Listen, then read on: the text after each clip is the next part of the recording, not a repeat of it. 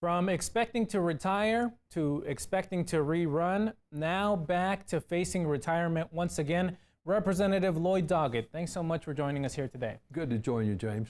Representative, let me first just get your thoughts on the Supreme Court ruling in this redistricting case.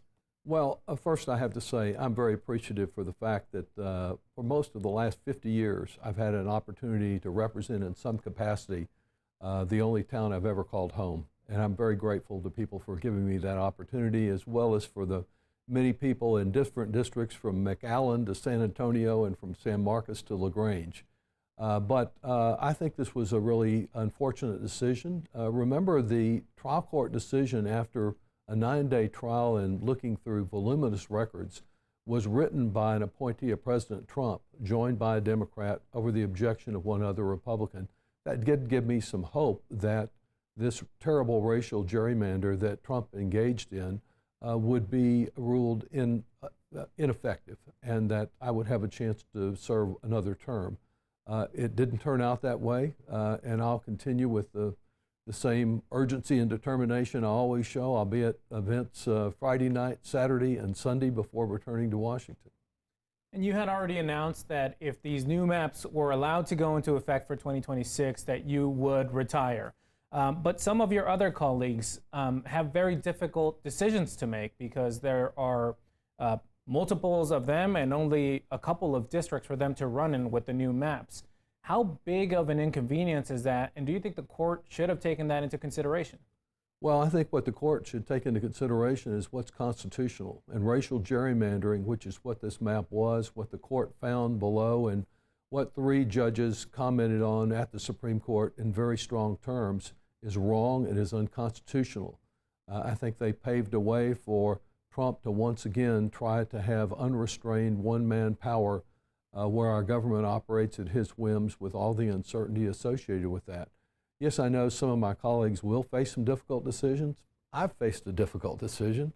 I love this community. 2/3 of my district, more than 2/3, remain the same under the new maps. But I just thought it was not in the interest of Austin to have 2 congressmen butt heads here and fight it out when our focus ought to be on how we prevent Trump from converting our democracy to autocracy. And you mentioned the racial gerrymandering claims here in this case. There were some Democrats who, in their reaction, said that this is what the end of the Voting Rights Act looks like.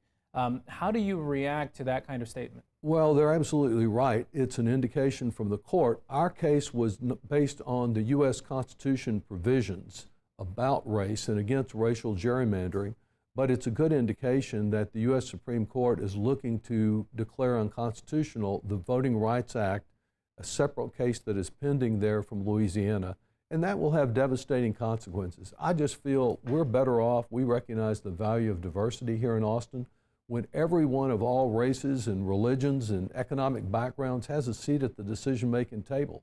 And if Section 2 of the Voting Rights Act is invalidated, as would appear to be the case by the Supreme Court, it means that especially throughout the South, we'll see the opportunities for African Americans and Hispanic Americans minimized. And the effect will be felt not just in Congress, but maybe even more far-reaching at city council, at school boards, at county government levels. In other parts of the country, it will impact Asian Americans. I think it's wrong. I believe our country is stronger when we rely on diversity and let everybody participate. And do you think this emboldens Republicans to try and do this again? Oh, absolutely. If Section 2 of the Voting Rights Act is declared unconstitutional, I think Republicans in some states will try every 2 years to gain greater advantage. And this, of course, as you know, has spread from Texas to Missouri to North Carolina, probably again to Kansas and to Indiana, which is meeting. The effect of all this is twofold. It means in Congress that you have extremes represented, but not much willingness to work together to find common ground. And for people here in Austin, for example, if you live in Pflugerville, you need to now look to your Republican representative who lives in San Angelo. If you live in some of South and Southwestern Travis County and parts of Circle C, you need to look at your Republican representative in Victoria. And if you happen to be down here, town here by the studios for Spectrum, or in Westlake, or in Terrytown, you're no longer united with the University of Texas. You're united with the Aggies in a district that's centered in Bryan College Station and goes all the way into the piney woods of East Texas. That means that people throughout our area who previously have been looking at someone in Austin to represent them will have to look elsewhere, and we'll have a member of Congress who's less accessible and less accountable. Now, the Supreme Court has made the decision that we will use these new maps in 2026, but the legal battle goes on after that. How do you view the challenger's likelihood of success? Not very good, because the Supreme Court, in its opinion, basically said, we're making this opinion now because we think it's probable that we'll rule this way in the future. And in your statement today, you warned that this may be only the first action that President Trump takes to try to impact the elections in 2026. What are you concerned about?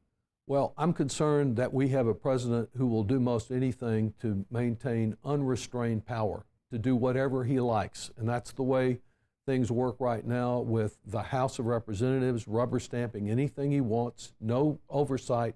And now with the Supreme Court that appears to be largely the same. So all that can make a difference is we the people in being more engaged.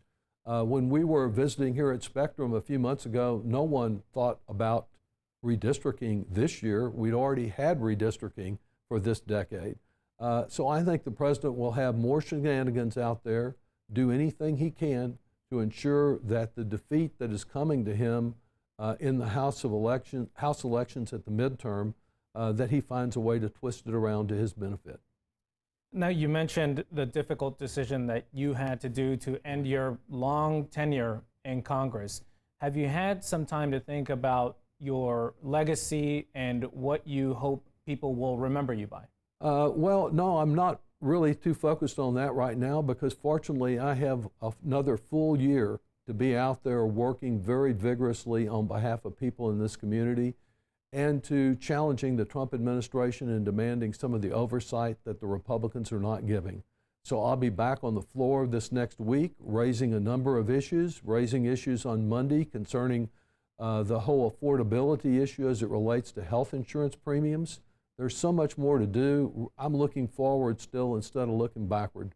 But I think people here know me, or don't like me based on the strong advocacy and the fact that my only concern is defining what is in the public interest of the most people in this community and in our country.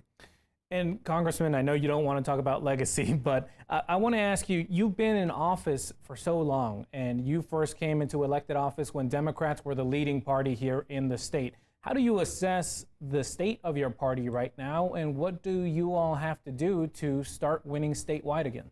Too weak is the situation of our party, but hopeful, because I think more and more people are recognizing the dangers of placing all of the authority of what happens in our country and our world in the hands of Donald Trump. And I see more people coming out when we've had No King's Day in the Capitol. Each one of these has gained more and more participation. And so if people are concerned about these shenanigans with redistricting, if they're concerned they're not getting what they thought they were by voting Republican, as the Republicans raise our national debt, don't deal with the problems of affordability, and endanger us around the world by befriending our enemies and attacking our allies. If they're concerned about those things, now's the time to get involved. Donald Trump didn't wait until next November or the fall to begin to try to affect the 2026 elections. He got involved right now with this redistricting scheme. And we need more people from the Central Texas area saying they care enough about our country and our democracy to get involved, get registered, begin turning out the vote so we can stand up to Trump. Congressman Doggett, thank you so much for your time. Thank you very much. Thanks for watching our YouTube channel. Let Spectrum News be your resource for balanced, in-depth political coverage. And click the subscribe button here.